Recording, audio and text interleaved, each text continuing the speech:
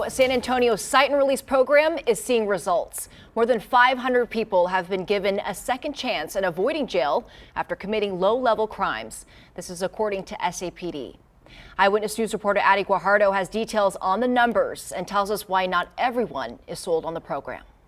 Bexar County officials are taking a closer look at the impact of the cite-and-release program rolled out earlier this year. The program aims to give nonviolent criminals Is the address correct on your driver's license? a second chance by letting officers determine if they want to make an arrest or issue a citation for certain misdemeanors. From July through September, officers with the San Antonio Police Department documented 1,509 low-level offenses. That includes driving without a license, possession of small amounts of marijuana, or theft under $750. Of those, 65% were arrested, 34% received a citation, and 1% were other releases. Today we reviewed the first quarter. District 7 Councilwoman Ana Sandoval calls it a revolutionary policy. Their lives aren't ruined because of one mistake, and that they can continue to be active members of society.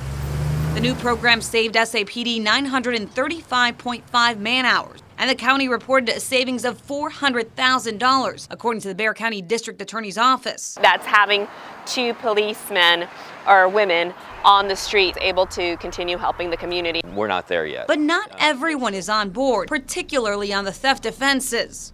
I have a lot of taxpayers in District 10 that are not happy with that because they're being stolen from. Told Councilman Perry myself, I think you need to look at the bigger picture. The return on investment isn't just the police officers, but the fact that all these other people are able to continue with their lives. So far, only the San Antonio Police Department have reported numbers. Addie Guajardo, KENS 5 Eyewitness News.